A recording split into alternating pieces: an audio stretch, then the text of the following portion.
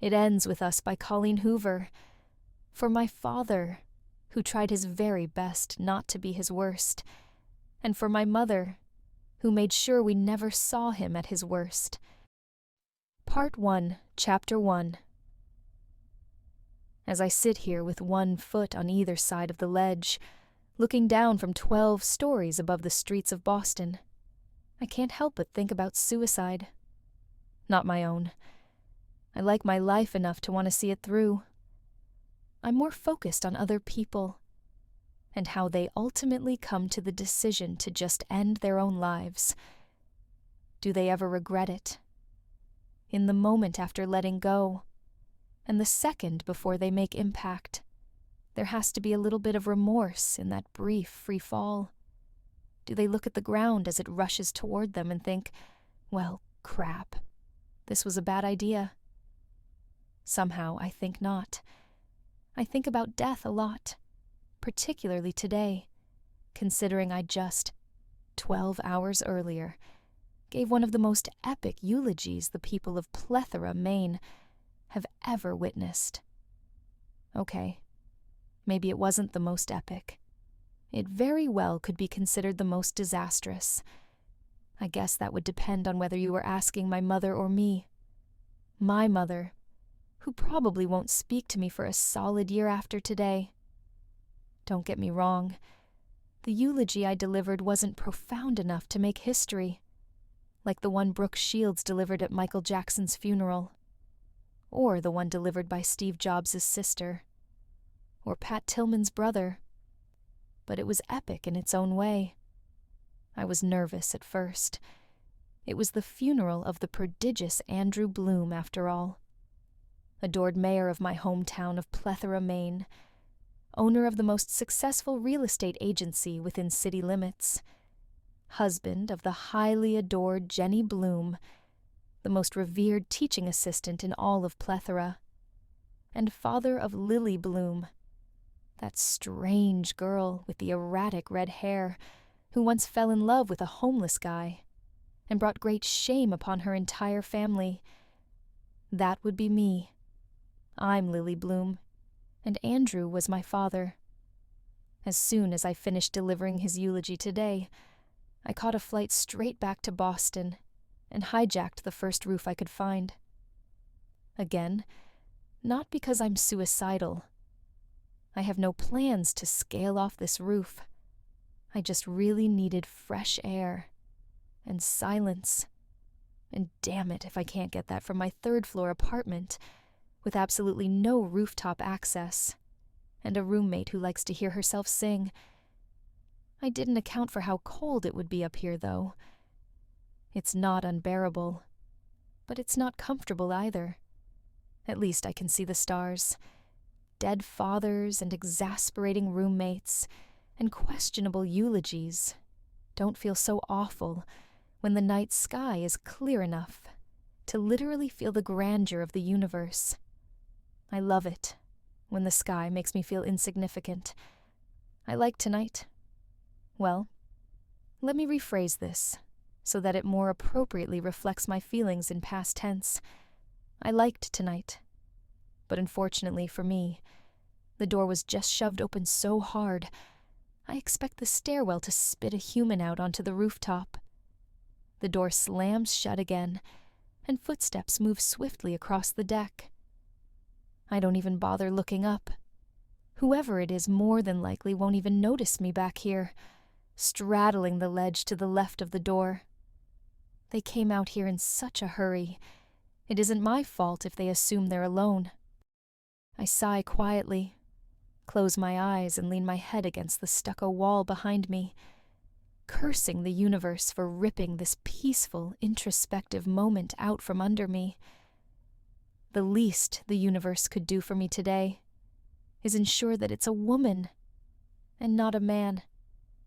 If I'm going to have company, I'd rather it be a female. I'm tough for my size and can probably hold my own in most cases, but I'm too comfortable right now to be on a rooftop alone with a strange man in the middle of the night.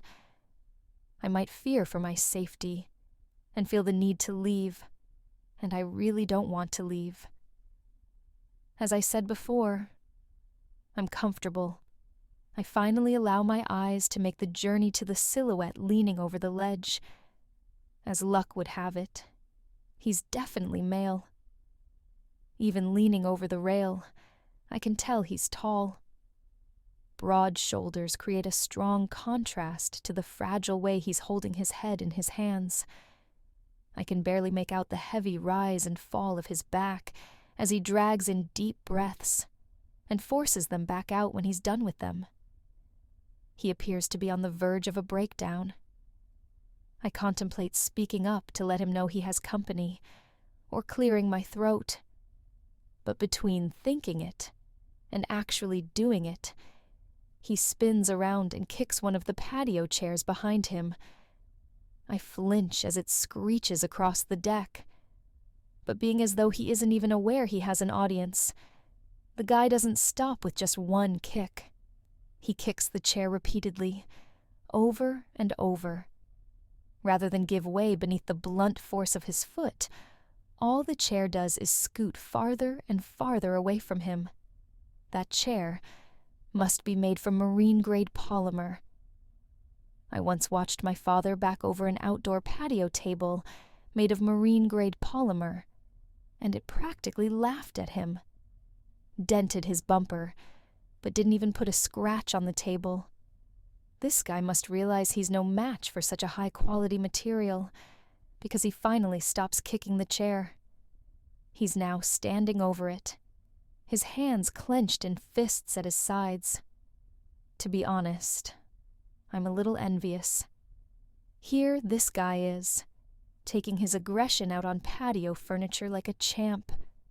He's obviously had a shitty day, as have I.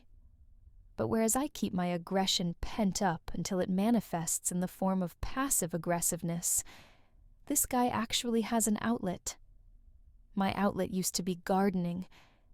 Anytime I was stressed, I'd just go out to the backyard and pull every single weed I could find.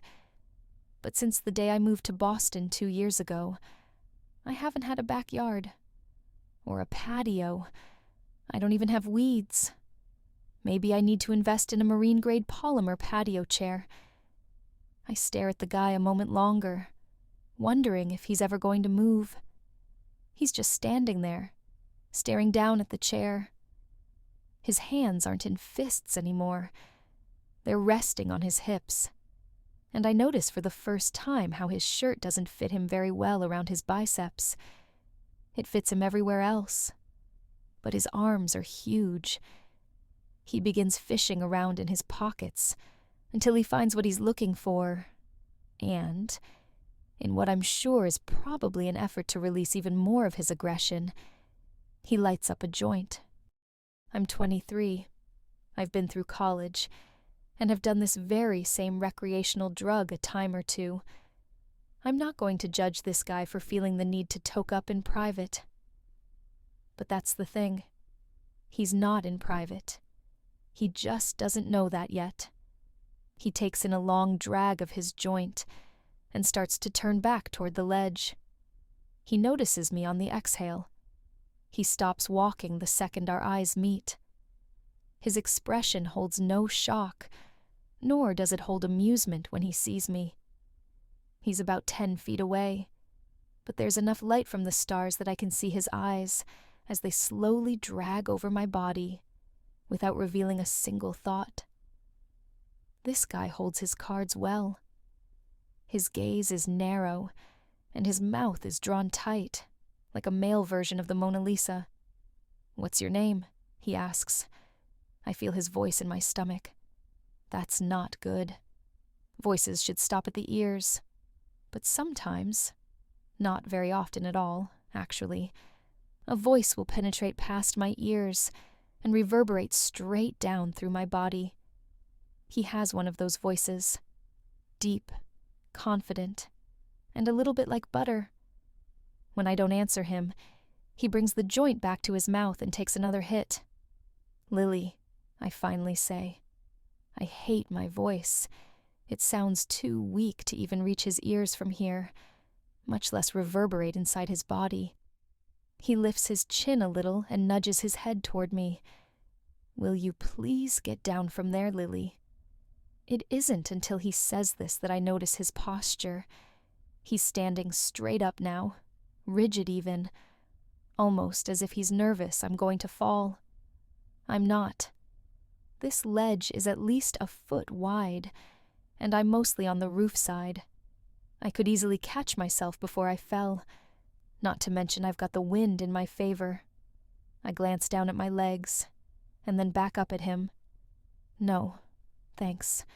I'm quite comfortable where I am. He turns a little, like he can't look straight at me. Please, get down. It's more of a demand now, despite his use of the word please. There are 7 empty chairs up here. Almost 6, I correct, reminding him that he just tried to murder one of them. He doesn't find the humor in my response. When I fail to follow his orders, he takes a couple of steps closer. You are a mere 3 inches from falling to your death. I've been around enough of that for one day. He motions for me to get down again. You're making me nervous, not to mention ruining my high. I roll my eyes and swing my legs over. Heaven forbid a joint go to waste. I hop down and wipe my hands across my jeans. Better? I say as I walk toward him. He lets out a rush of air, as if seeing me on the ledge actually had him holding his breath. I pass him to head for the side of the roof with a better view, and as I do, I can't help but notice how unfortunately cute he is. No. Cute is an insult. This guy is beautiful, well manicured, smells like money, looks to be several years older than me. His eyes crinkle in the corners as they follow me, and his lips seem to frown, even when they aren't. When I reach the side of the building that overlooks the street, I lean forward and stare down at the cars below, trying not to appear impressed by him. I can tell by his haircut alone that he's the kind of man people are easily impressed by, and I refuse to feed into his ego. Not that he's done anything to make me think he even has one, but he is wearing a casual Burberry shirt, and I'm not sure I've ever been on the radar of someone who could casually afford one. I hear footsteps approaching from behind, and then he leans against the railing next to me. Out of the corner of my eye, I watch as he takes another hit of his joint. When he's finished, he offers it to me, but I wave it off. The last thing I need is to be under the influence around this guy. His voice is a drug in itself. I kind of want to hear it again, so I throw a question in his direction. So what did that chair do to make you so angry? He looks at me, like really looks at me. His eyes meet mine, and he just stares. Hard, like all my secrets are right there on my face. I've never seen eyes as dark as his. Maybe I have. But they seem darker when they're attached to such an intimidating presence. He doesn't answer my question, but my curiosity isn't easily put to rest. If he's going to force me down from a very peaceful, comfortable ledge, then I expect him to entertain me with answers to my nosy questions. Was it a woman? I inquire. Did she break your heart? He laughs a little with that question. If only my issues were as trivial as matters of the heart. He leans into the wall so that he can face me. What floor do you live on? He licks his fingers and pinches the end of his joint, then puts it back in his pocket. I've never noticed you before. That's because I don't live here. I point in the direction of my apartment. See that insurance building? He squints as he looks in the direction I'm pointing. Yeah, I live in the building next to it. It's too short to see from here. It's only 3 stories tall. He's facing me again, resting his elbow on the ledge. If you live over there, why are you here? Your boyfriend live here or something? His comment somehow makes me feel cheap. It was too easy, an amateurish pickup line. From the looks of this guy, I know he has better skills than that. It makes me think he saves the more difficult pickup lines for the women he deems worthy. "You have a nice roof," I tell him. He lifts an eyebrow, waiting for more of an explanation. I wanted fresh air, somewhere to think.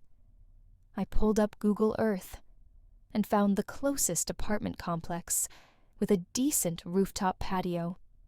He regards me with a smile. "At least you're economical," he says. "That's a good quality to have." "At least." I nod, because I am economical, and it is a good quality to have. "Why did you need fresh air?" he asks. "Because I buried my father today and gave an epically disastrous eulogy. And now I feel like I can't breathe." I face forward again and slowly exhale. "Can we just not talk for a little while?" He seems a bit relieved that I asked for silence. He leans over the ledge and lets an arm dangle as he stares down at the street. He stays like this for a while, and I stare at him the entire time. He probably knows I'm staring, but he doesn't seem to care. "A guy fell off this roof last month," he says. I would be annoyed at his lack of respect for my request for silence, but I'm kind of intrigued. Was it an accident? He shrugs. "No one knows. It happened late in the evening. His wife said she was cooking dinner, and he told her he was coming up here to take some pictures of the sunset. He was a photographer. They think he was leaning over the ledge to get a shot of the skyline, and he slipped. I look over the ledge, wondering how someone could possibly put themselves in a situation where they could fall by accident. But then I remember I was just straddling the ledge on the other side of the roof a few minutes ago. When my sister told me what happened, the only thing I could think about was whether or not he got the shot. I was hoping his camera didn't fall with him, because that would have been a real waste, you know. To die because of your love of photography, but you didn't even get the final shot that cost you your life. His thought makes me laugh, although I'm not sure I should have laughed at that. "Do you always say exactly what's on your mind?" He shrugs. "Not to most people." This makes me smile. I like that he doesn't even know me, but for whatever reason, I'm not considered most people to him. He rests his back against the ledge and folds his arms over his chest. "Were you born here?" I shake my head. "No, moved here from Maine after I graduated college." He scrunches up his nose, and it's kind of hot, watching this guy, dressed in his Burberry shirt with his $200 haircut, making silly faces. "So you're in Boston purgatory, huh? That's gotta suck." "What do you mean?" I ask him. The corner of his mouth curls up. "The tourists treat you like a local. The locals treat you like a tourist." I laugh. "Wow, that's a very accurate description. I've been here 2 months. I'm not even in purgatory yet, so you're doing better than I am." "What brought you to Boston?" "My residency. And my sister lives here." He taps his foot and says, "Right beneath us, actually. Married a tech-savvy Bostonian, and they bought the entire top floor." I look down. "The entire top floor?" He nods. "Lucky bastard works from home. Doesn't even have to change out of his pajamas and makes 7 figures a year." Lucky bastard indeed. "What kind of residency? Are you a doctor?" He nods. "Neurosurgeon. Less than a year left of my residency, and then it's official. Stylish, well-spoken, and smart, and smokes pot. If this were an SAT question, I would ask which one didn't belong. Should doctors be smoking weed?" He smirks. probably not. But if we didn't indulge on occasion, there would be a lot more of us taking the leap over these ledges. I can promise you that. He's facing forward again with his chin resting on his arms. His eyes are closed now, like he's enjoying the wind against his face. He doesn't look as intimidating like this. You want to know something that only the locals know? Of course, he says, bringing his attention back to me. I point to the east. See that building? The one with the green roof? He nods. There's a building behind it on Melcher.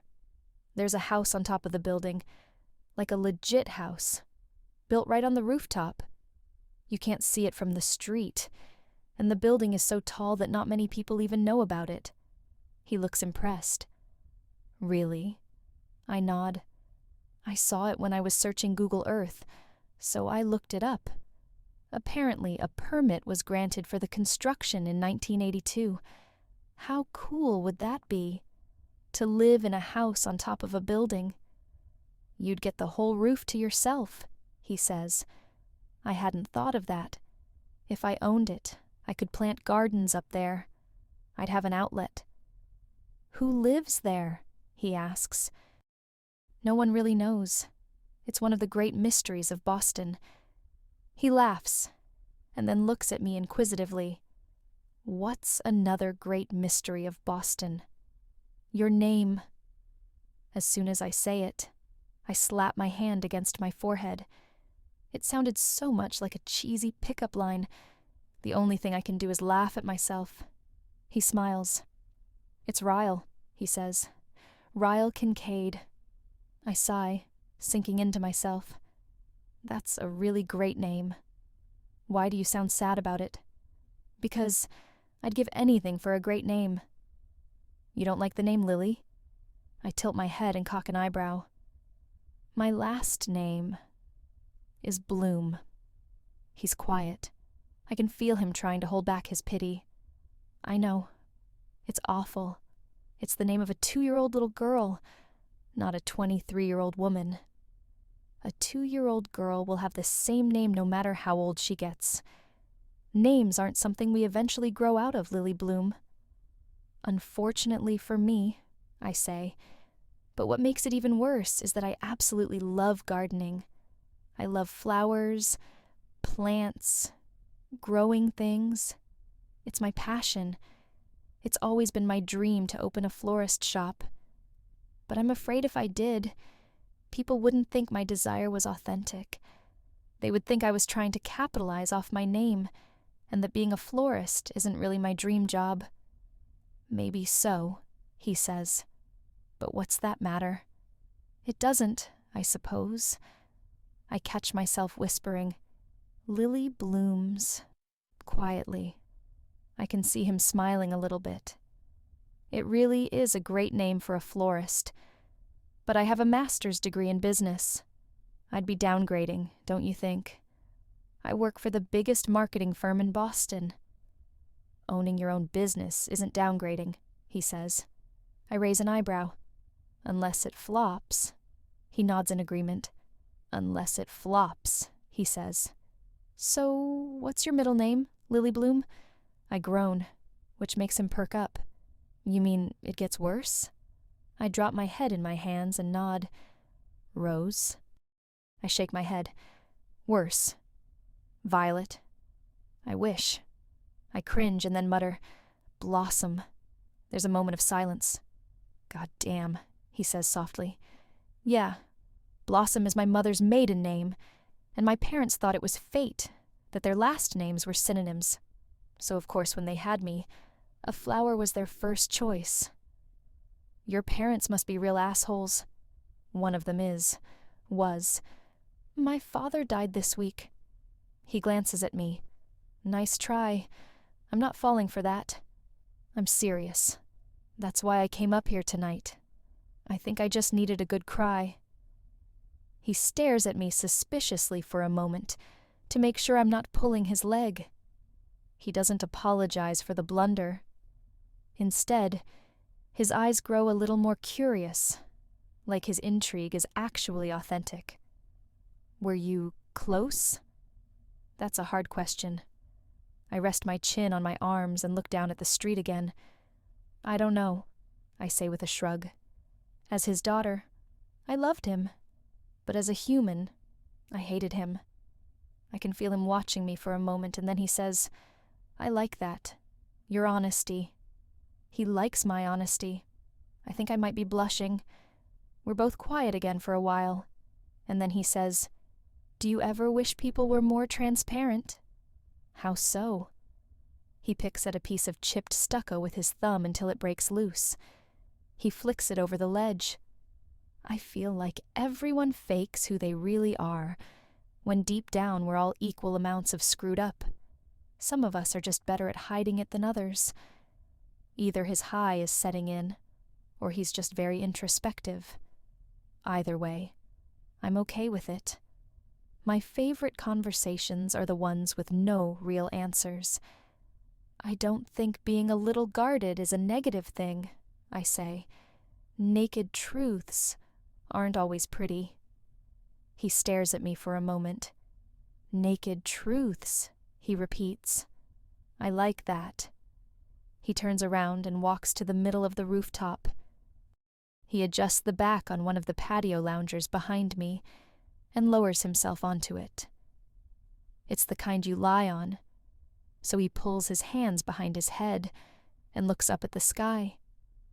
I claim the one next to him and adjust it until I'm in the same position as him. Tell me a naked truth, Lily. Pertaining to what? He shrugs. I don't know. Something you aren't proud of. Something that will make me feel a little less screwed up on the inside. He's staring up at the sky, waiting on me to answer. My eyes follow the line of his jaw, the curve of his cheeks, the outline of his lips. His eyebrows are drawn together in contemplation. I don't understand why, but he seems to need conversation right now. I think about his question and try to find an honest answer. When I come up with one, I look away from him and back up to the sky. My father was abusive, not to me, to my mother. He would get so angry when they fought that sometimes he would hit her. When that happened, he would spend the next week or two making up for it. He would do things like buy her flowers or take us out to a nice dinner. Sometimes he would buy me stuff because he knew I hated it when they fought. When I was a kid, I found myself looking forward to the nights they would fight. Because I knew if he hit her, the 2 weeks that followed would be great. I pause. I'm not sure I've ever admitted that to myself. Of course, if I could, I would have made it to where he never touched her. But the abuse was inevitable with their marriage, and it became our norm. When I got older, I realized that not doing something about it made me just as guilty. I spent most of my life hating him for being such a bad person, but I'm not so sure I'm much better. Maybe we're both bad people. Ryle looks over at me with a thoughtful expression. Lily, he says pointedly. There is no such thing as bad people. We're all just people who sometimes do bad things. I open my mouth to respond, but his words strike me silent. We're all just people who sometimes do bad things. I guess that's true in a way. No one is exclusively bad, nor is anyone exclusively good. Some are just forced to work harder at suppressing the bad. Your turn, I tell him. Based on his reaction, I think he might not want to play his own game. He sighs heavily and runs a hand through his hair. He opens his mouth to speak, but then clamps it shut again. He thinks for a bit, and then finally speaks. I watched a little boy die tonight. His voice is despondent. He was only 5 years old. He and his little brother found a gun in his parents' bedroom. The younger brother was holding it, and it went off by accident. My stomach flips. I think this may be a little too much truth for me. There was nothing that could be done by the time he made it to the operating table. Everyone around, nurses, other doctors, they all felt so sorry for the family. Those poor parents, they said. But when I had to walk into the waiting room and tell those parents that their child didn't make it, I didn't feel an ounce of sorrow for them. I wanted them to suffer. I wanted them to feel the weight of their ignorance for keeping a loaded gun within access of 2 innocent children. I wanted them to know that not only did they just lose a child, they just ruined the entire life of the one who accidentally pulled the trigger. Jesus Christ. I wasn't prepared for something so heavy. I can't even conceive how a family moves past that. That poor boy's brother, I say. I can't imagine what that's going to do to him. Seeing something like that. Ryle flicks something off the knee of his jeans. It'll destroy him for life. That's what it'll do. I turn on my side to face him, lifting my head up onto my hand. Is it hard? Seeing things like that every day? He gives his head a slight shake. It should be a lot harder. But the more I'm around death, the more it just becomes a part of life. I'm not sure how I feel about that. He makes eye contact with me again. Give me another one, he says. I feel like mine was a little more twisted than yours. I disagree, but I tell him about the twisted thing I did a mere 12 hours ago. My mother asked me 2 days ago if I would deliver the eulogy at my father's funeral today. I told her I didn't feel comfortable, that I might be crying too hard to speak in front of a crowd. But that was a lie. I just didn't want to do it because I feel like eulogies should be delivered by those who respected the deceased. And I didn't much respect my father. Did you do it? I nod. Yeah, this morning. I sit up and pull my legs beneath me as I face him. You want to hear it? He smiles. Absolutely. I fold my hands in my lap and inhale a breath. I had no idea what to say. About an hour before the funeral, I told my mother I didn't want to do it. She said it was simple, and that my father would have wanted me to do it. She said all I had to do was walk up to the podium and say 5 great things about my father. So, that's exactly what I did. Ryle lifts up onto his elbow, appearing even more interested. He can tell by the look on my face that it gets worse. Oh no, Lily. What did you do? Here, let me just reenact it for you. I stand up and walk around to the other side of my chair.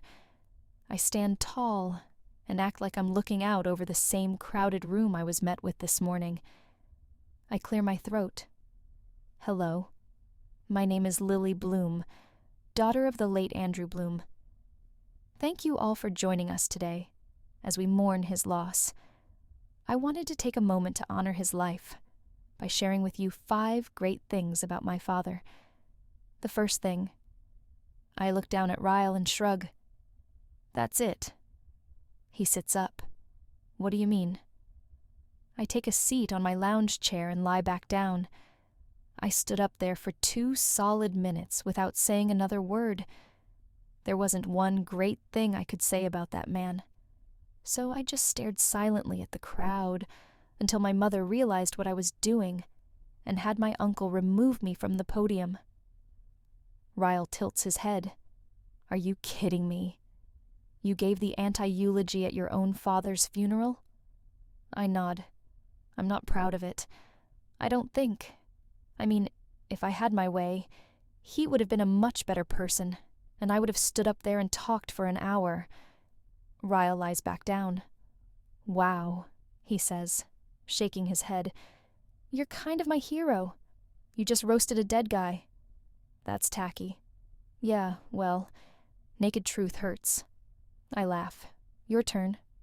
I can't top that, he says. I'm sure you can come close." "I'm not sure I can." I roll my eyes. "Yes, you can. Don't make me feel like the worst person out of the two of us. Tell me the most recent thought you've had that most people wouldn't say out loud." He pulls his hands up behind his head and looks me straight in the eye. "I want to fuck you." My mouth falls open, then I clamp it shut again. I think I might be speechless. He shoots me a look of innocence. "You asked for the most recent thought, so I gave it to you. You're beautiful. I'm a guy. If you were into one-night stands, I would take you downstairs to my bedroom and I would fuck you." I can't even look at him. His statement makes me feel a multitude of things all at once. "Well, I'm not into one-night stands." "I figured as much," he says. "Your turn." He's so nonchalant. He acts as if he didn't just stun me into silence. "I need a minute to regroup after that one," I say with a laugh. I try to think of something with a little shock value, but I can't get over the fact that he just said that. Out loud.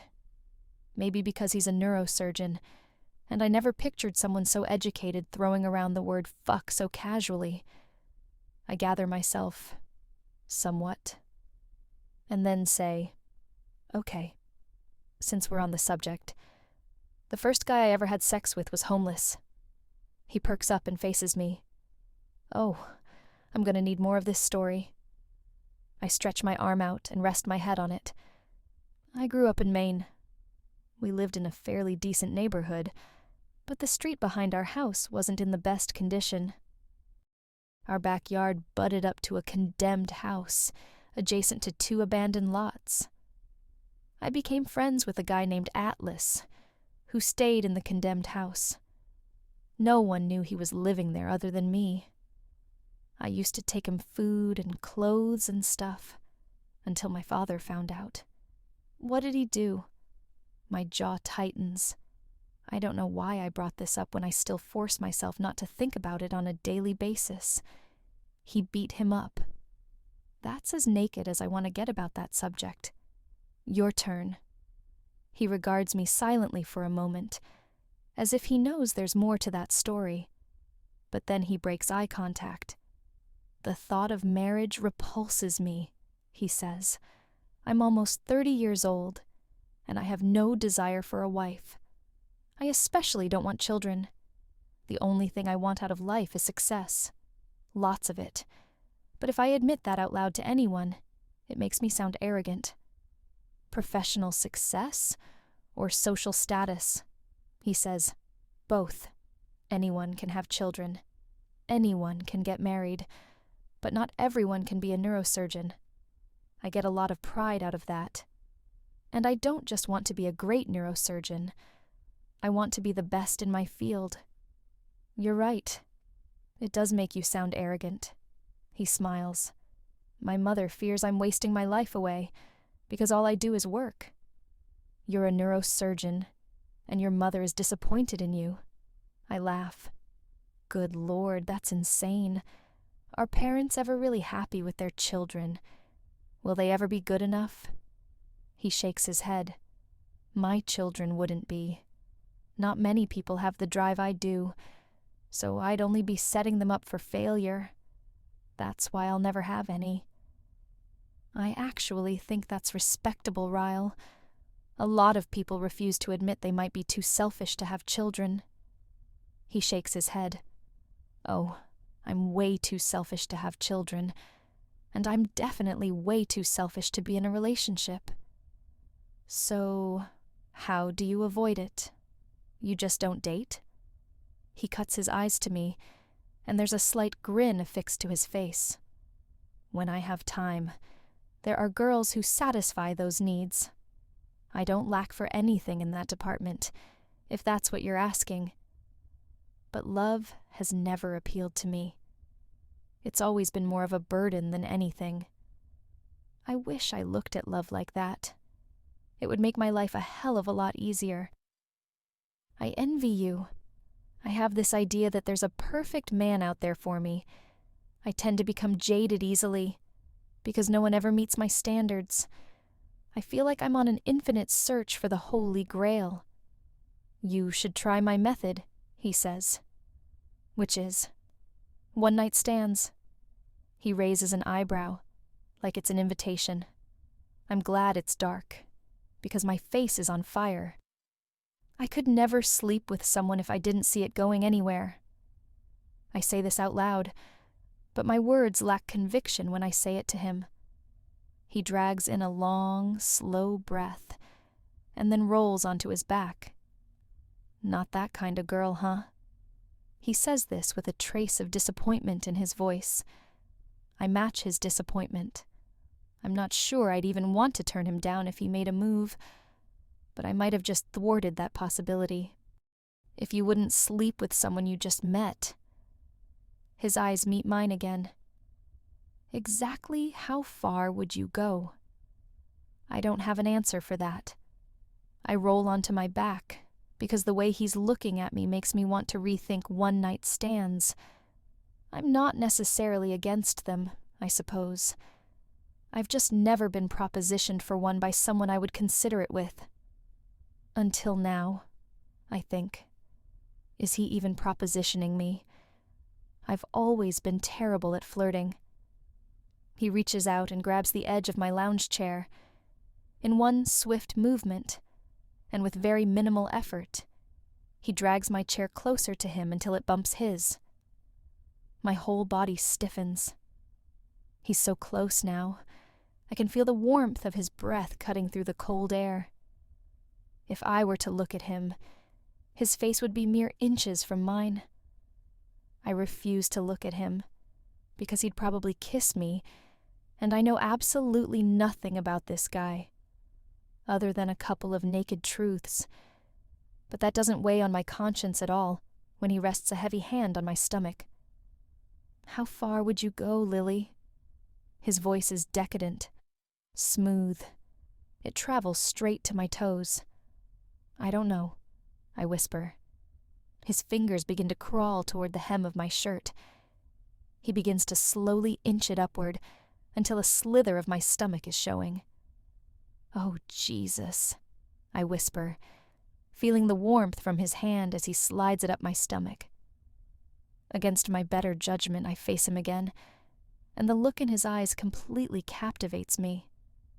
He looks hopeful and hungry and completely confident.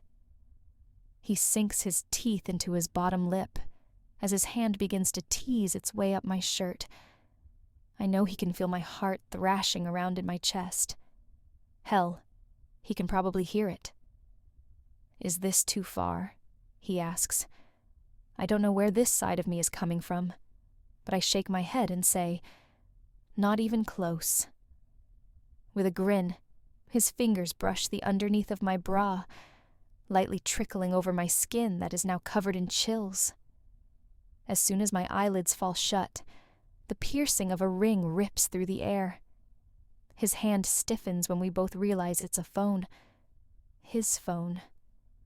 He drops his forehead to my shoulder. Damn it.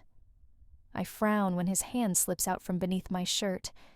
He fumbles in his pocket for his phone, standing up and walking several feet away from me to take the call. Dr. Kincaid, he says. He listens intently, his hand gripping the back of his neck. What about Roberts? I'm not even supposed to be on call right now. More silence is followed with, yeah, give me 10 minutes. On my way. He ends the call and slides his phone back in his pocket. When he turns to face me, he looks a little disappointed. He points to the door that leads to the stairwell. I nod. It's fine. He considers me for a moment, and then holds up a finger. Don't move, he says, reaching for his phone again. He walks closer and holds it up as if he's about to snap a picture of me. I almost object, but I don't even know why. I'm fully clothed. It just doesn't feel that way for some reason. He snaps a picture of me lying in the lounge chair, my arms relaxed above my head. I have no idea what he plans to do with that picture, but I like that he took it. I like that he had the urge to remember what I look like, even though he knows he'll never see me again.